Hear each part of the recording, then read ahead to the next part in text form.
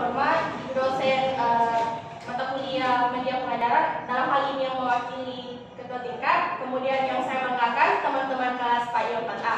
Bismillahirrahmanirrahim. Assalamualaikum warahmatullahi wabarakatuh. Waalaikumsalam warahmatullahi wabarakatuh. Innalhamdulillah nahmaduhu wa nasta'inuhu wa nastaghfiruh wa na'udzu billahi min syururi anfusina wa min sayyiati a'malina. May yahdihillahu fala mudilla lahu wa may yudlil fala hadiya lahu.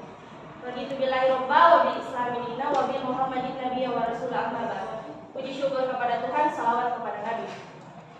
Pada kesempatan kali ini, perkenalkan nama saya Hadiati. Di sini saya akan menjelaskan mengenai mencintai Al-Quran. Di mana sama-sama kita ketahui teman-teman bahwa dalam mencintai Al-Quran kita harus merealisasikannya itu dalam kehidupan sehari-hari. Di mana terdiri dari beberapa poin, yaitu kedudukan Al-Quran, tujuan dan fungsi Al-Quran, perilaku yang memfungsikan Al-Quran, dan mendekatkan diri kepada Al-Quran untuk hidup yang lebih mulia. Kemudian yang pertama, kedudukan Al-Quran. Di mana sama-sama kita ketahui teman-teman bahwasanya Al-Quran itu memiliki kedudukan tertinggi di dalam Islam. Mengapa dikatakan kedudukan tertinggi? Karena Al-Quran ini digunakan sebagai pedoman hidup bagi umat manusia. Di mana maksud dari dikatakan pedoman hidup artinya dalam setiap yang kita jalankan di muka bumi ini, hal paling sederhana itu belajar sendiri. Toh dalam Al-Quran itu kegiatan belajar itu sudah pasti ada teman-teman. Jadi setiap kita melakukan proses belajar, kita harus meyakini bahwasanya ini atas landasan Al-Quran seperti ini teman-teman ya. Kemudian yang kedua, tujuan dan fungsi Al-Quran. Sebelum itu teman-teman, dalam Al-Quran itu berisi ajaran-ajaran yang lengkap, di mana dalam ajaran-ajaran tersebut berisi tentang prinsip kehidupan, bagaimana manusia menjalankan hidup di dunia ini dengan penuh dinamika. Kita sama-sama ketahui teman-teman bahwasanya dalam hidup ini kita tidak terlepas dari yang namanya dinamika. Nah, dinamika yang dimaksud di sini adalah hal contoh sederhana ketika kita mau melaksanakan perkuliahan teman-teman, kita mengalami kendala di jalan, artinya kita harus tetap berpatokan pada yang namanya Al-Quran. Ya begitu. Kemudian tujuan dan fungsi Al-Quran. Tujuan dan fungsi Al-Quran yang pertama itu adalah Al-Quran sebagai petunjuk manusia. Di mana maksud dari Al-Quran itu dikatakan sebagai petunjuk bagi umat manusia. Artinya kita tidak boleh ragu terhadap isi kandungannya. Kemudian sebagai petunjuk bagi kita agar kita bertakwa kepada Allah Subhanahu wa taala itu sendiri. Kemudian yang kedua, Al-Quran sebagai obat penawar bagi segala macam penyakit, baik rohani maupun jasmani. Maksud dari tujuan dan fungsi Al-Quran tersebut yaitu dalam firman Allah Subhanahu wa taala tertera bahwasanya telah datang nikmat atau zat kepada kita berupa Al-Quran untuk dijadikan sebagai penyembuh dari segala macam penyakit kita. Kemudian yang ketiga, Al-Quran sebagai pedoman bagi manusia dan rahmat bagi orang mukmin. Maksudnya di sini yaitu dikatakan Al-Quran ini sebagai rahmat hanya bagi kita yang yakin kepada Al-Quran itu sendiri, karena tidak semua kita yakin atas Al-Quran itu sendiri. Kemudian yang keempat, Al-Quran sebagai pembanding atau pembeda. Maksudnya di sini yaitu bulan yang di dalamnya itu contohnya itu kayak bulan Ramadan. Al-Quran itu sebagai petunjuk bagi manusia mengenai petunjuk pembeda antara yang hak dan yang batil. Kemudian yang terakhir, Al-Quran sebagai bentuk peringatan bagi orang yang takut kepada Allah Subhanahu wa taala.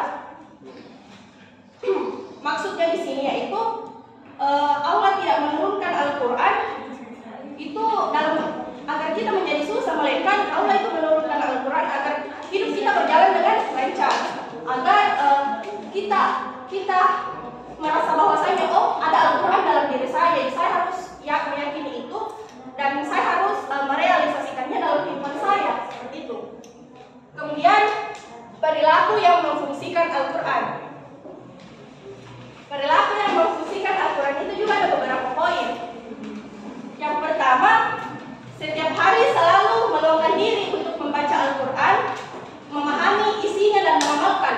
Maksudnya di sini, menurut perspektif saya sendiri bahwasanya jika kita membaca Al-Quran kemudian kita tidak merealisasikannya, sama saja nol, teman-teman ya.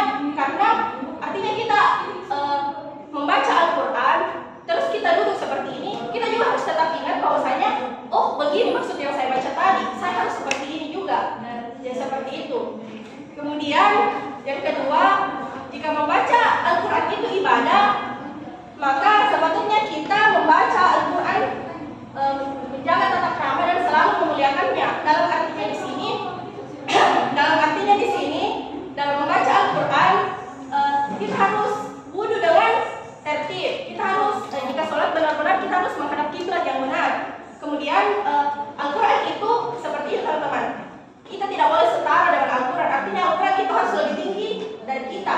Contoh kalau kita sholat, kita harus menaruh barang yang lebih tinggi dari sajadah kita agar Al-Quran itu ditaruh di atasnya. Kita tidak boleh setara seperti itu.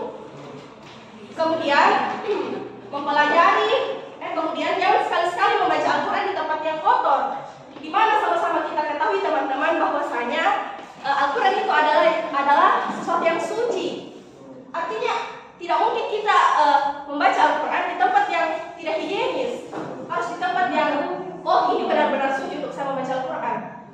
Kemudian Al-Quran harus selalu jadi pedoman hidup. Seperti yang saya jelaskan tadi bahwasanya dimanapun kita berada kita harus berlandaskan bahwasanya saya punya Al-Quran yang jadi pedoman hidup saya. Kemudian yang terakhir, jika kita menghafal Al-Quran, maka kita harus menjaga hafalan kita. Artinya seperti ini teman-teman. Banyak seorang penghafal Al-Quran yang tidak sadar akan dirinya bahwasanya saya hafal Al-Quran, saya harus seperti ini. Karena ada yang orang menghafal Al-Quran tapi dia tidak merealisasikannya. Artinya sama saja dengan nol. Apa yang dia bisa raih ketika dia menghafal seperti Al-Quran, misalnya juz seperti ini dihafal, tapi dia tetap semena-mena kemana-mana. Artinya Al-Quran itu kayak merasa, Allah juga merasa, apa kok seperti itu? Kan begitu teman-teman. Kemudian yang terakhir, mendekatkan diri kepada Allah untuk hidup yang mulia. Nah di sini poin penting saya sebenarnya teman-teman, kenapa saya mengambil topik ayo mencintai Al-Quran? Karena saya ingin teman-teman mengetahui bahwasanya ada suatu perilaku yang dapat mendekatkan diri kepada Allah untuk hidup yang mulia. Yang pertama itu mendirikan sholat. Di mana sama-sama kita ketahui bahwasanya sholat itu merupakan kewajiban yang harus kita jalani sebagai orang yang beriman. Yang kedua membaca Al-Quran. Seperti yang saya jelaskan tadi bahwasanya dimanapun kita berada kita harus tetap berlandaskan pada kitab suci Al-Quran. Yang ketiga selalu menjadi pribadi yang bersyukur. Pribadi yang bersyukur itu maksudnya di sini yaitu apapun yang kita raih, sedikit banyaknya yang kita raih kita harus tetap alhamdulillah seperti itu toh. Kemudian ingat kematian dan tidak tergiur dengan dunia. Artinya sebaik-baiknya kehidupan di duniawi kita harus mengingat kehidupan yang di akhirat. Seperti itu. Kemudian yang terakhir itu, kemudian yang kelima itu berzikir dan jalankan ibadah sunnah. Maksudnya di sini kayak apapun itu selalu berzikir, ingat ke Allah, harus ingat kegiatan yang ibadah sunnah begitu. Kemudian yang terakhir sedekah untuk mendekatkan diri kepada Allah. Maksudnya di sini ketika teman-teman mempunyai rezeki, banyak tidaknya rezeki teman-teman, harus sedikit itu harus kita beri kepada orang yang membutuhkan. Tidak ada gunanya harta teman-teman ketika kita tidak memberi kepada orang yang membutuhkan. Apalagi tetangga kita ya teman-teman. Ketika ada tetangga kita yang mengeluh bahwa kita punya sedikit sesuatu,